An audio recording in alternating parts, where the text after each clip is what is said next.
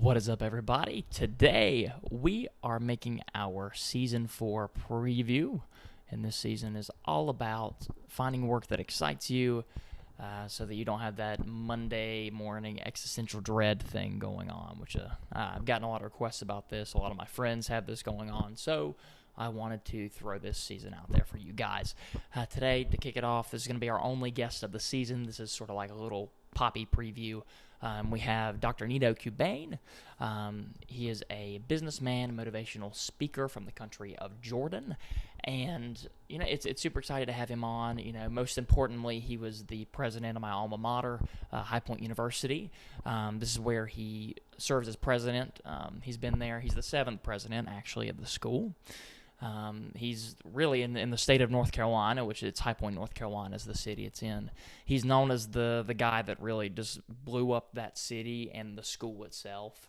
I think it's 300 times the percent of student body that he's increased there. Additionally, this is a really cool thing. I think if you like my content, like the sort of like long form personal development sort of stuff, psychology stuff. He runs a series. He's an interviewer on UNC TV, and there's a certain show. It's called High Point University Presents a Conversation with blah, blah, blah, ellipsis. And he talks to a bunch of different people who I guess are thought leaders really in the world and just in just different areas, philanthropists, marketers. He had Seth Godin on one time, which I really liked. But anyway, so check that out. He's got a ridiculous amount of books. He has more awards than I have in YMCA basketball trophies, so that's pretty intense. A lot of media shout-outs. He was in Success Magazine. He actually has a biography. It's like a video biography that the Biography channel did. It's called Nido Qubein, A Life of Success and Significance. And he also serves as the board member on a couple of Fortune 500 companies. He's on the board for BB&T. He's on the board for Lazy Boy. But he is most certainly not a lazy boy because he is doing all of this stuff, and it's crazy. But anyway, try not to get swept away or drown in the wave of charisma because this dude has it. All right. Well, let's get started and go.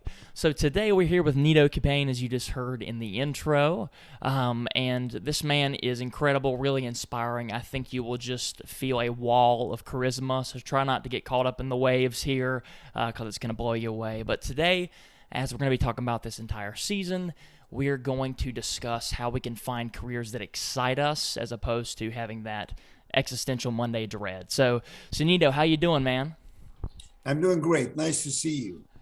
Yeah, man. So I just want to start and ask you, just from a super broad standpoint, what is your, I guess, methodology for young people, especially finding a career that actually excites them? Yeah.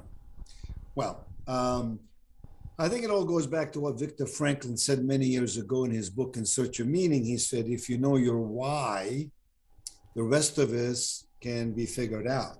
If you know why God breathed in your nostrils and gave you life, if you know why you have free oxygen in your life every day, if you know why you were created in the first place, the Bible says God breathed in our nostrils and gave us life, then the rest of it is easier to figure out.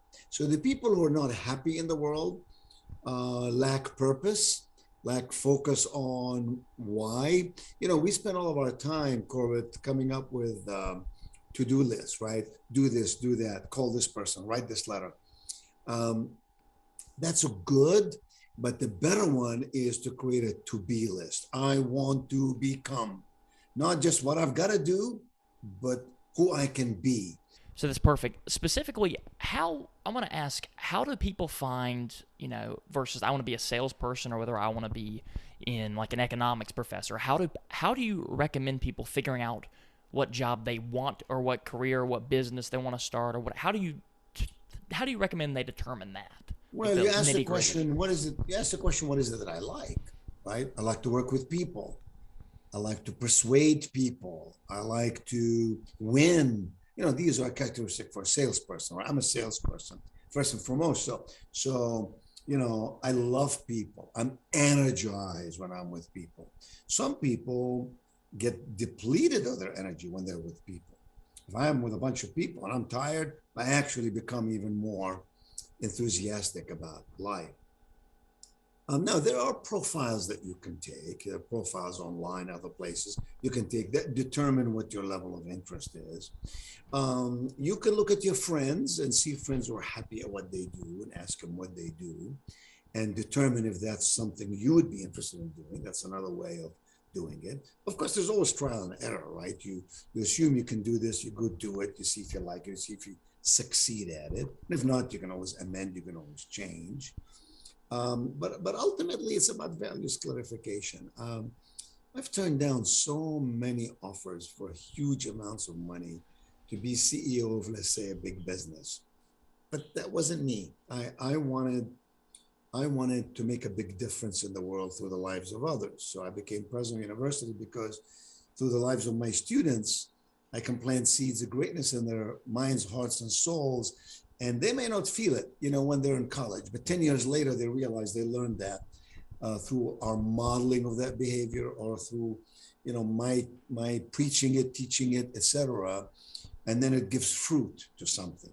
And so that gives me much, much more fulfillment than just making more money. And the irony, Corbett, is this, that if you do something you love, you'll end up doing it well. And if you do it well, you end up getting better at it. If you do it, you become better at it, eventually you'll make more money. I don't understand that law of economics, but it works because the better you are at it, the more better results you get. And the better results you get, the better value you elevate. The better value, people are willing to pay for it.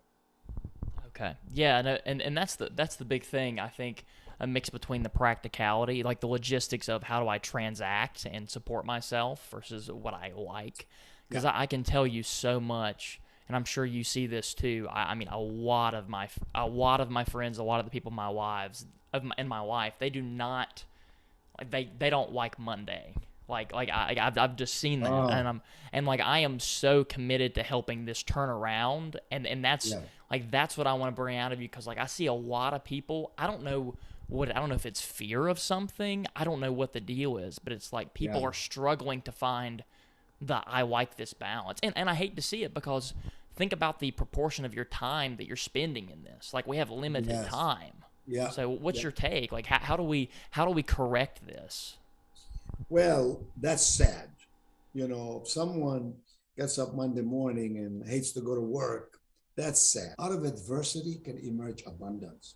So sometimes, a pandemic we've all dealt with made us stronger and made us realize that we can survive even in the midst of such disastrous time, right?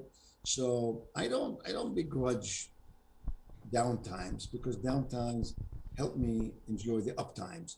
You cannot get to the top of the mountain without going through the valley and climbing up the rocks to get to the top, right? So the rocks and the valleys are just making you stronger. That's super neat. I see a lot of my role is because I had postgraduate, got to a point. That's the reason I want to spread this message, because I got to a point I was like, what in the world am I doing? Like what? I'm sure you hear this story a lot. It's like, what? Like, I'm here. I'm sort of like, I'm pursuing a path, and I'm like, this is not for me. And like, helping people to understand the context of a valley, and that what it will provide you once you dig out, and that there is another side, and actually helping people to remember the valley so they can leverage it in the future, which is sort of what I'm doing now. I'm sort of giving back in that way, which I think is and it's super okay. unique. It's the title of your podcast is Peace and Purpose, right? So which comes first, the peace or the purpose? The two are married one to the other. It's a good title, by the way. I think that we all have to acknowledge that before we could walk, we had to stumble and fall. And before we could talk, we had to make sounds that made no sense. And before you can become rich, you got to get on the way of that. And before you find that purpose that fulfills your heart, you may have to do things that deny you that. That's okay. That's just like when you went to college, you took some courses you didn't like. There were professors you didn't like, and there's some you liked, but you did it because these were the requirements for graduation, and you worked through it until you got there. Life is like that. I think too many people have this idealistic view of life or idealistic view of relationship, idealistic view of success. That's not true. We all have challenges, and just some people know how to deal with them better than others. Gotcha. And just a question for you: what do you see as your purpose now? Like I see you doing a lot of different things. Like, what to give somebody an example of that? What do you see as your purpose now? Well, my purpose is very clear. I invest 1/3 of my time in earning a living, 1/3 of my life in learning. I want to grow every single day. I don't go to bed at night without asking this question: what did I learn today I did not know yesterday? So I read a lot, I study a lot. I get up every morning at 3 o'clock. I go to bed at 9 o'clock. I get up 3 o'clock. From 3 to 6 every morning, I study, I read, etc. Inspire my mind. And 1/3 of my life, I invest in serving. And guess which of those three I enjoy the most? Serving. If I have to put it in the right order, it would be serving, learning, earning. Earning is just a byproduct of everything else, right? And so my purpose in life is to serve. And I've always been invested in vocational pursuits that let me serve, right? So whether I serve on the platform giving a speech, whether I serve through writing a book that inspires people, whether I serve by being the leader of High Point University, that's the thing that fulfills my heart the most. Now, to be honest, I figured out a way to also make money, so I'm not suggesting that we all have to be altruistic here. We got to make money to live. That's why I say 1/3 in earning.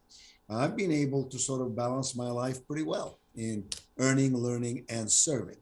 And it took me a while to get there. It's the first few jobs and first few things I did was trying to make money so I can eat that night or pay the rent or whatever. But then you come to a point of a tipping point, right? Life is about turning points. I don't know what your turning points are, but for me, my dad died when I was 6 years of age. Turning point. My mother brought us up. Came to America. Turning point, right? Came to High Point University as president. Turning point. So all these turning points, cumulatively and slowly, they amount up to a tipping point. And that tipping point is when you realize, oh my gosh, I am smart. How do I know? I'm able to solve problems, make decisions. I'm able to accomplish some things. I have friends. I have some money in the bank. And that's called a tipping point. Take a basketball player who works for years and years, he or she, and then finally they're really good and they go to the NBA. How did that happen? Turning points to tipping point. Same thing in business. An entrepreneur starts in a tiny little way and then grows up their business. It's a tipping point. So we have to be realistic. We have to understand that 1 + 1 may not add up to 2 right away. It may add up to 1 1/4. And slowly you're going to get up to 2 and then hopefully beyond 2. Great. Well, I've got 2 more questions for you. The first is, what if you could put anything on a billboard, everybody's going to see this, let's say the world. What's your phrase here? What phrase would you want people to know? Focus is more important than intelligence. Wow. So identify what it is that's worthwhile in your life and focus on it. It would be equivalent to the lights in the ceiling of this room that light up the room. But if I take all these lights and put them in a focused way, I might have a laser beam. These lights can only light the room, but a laser beam can cut through steel. And so focus is more important than intelligence. You could be a Phi Beta Kappa graduate, but if you don't know how to focus, you're not going to achieve all your goals.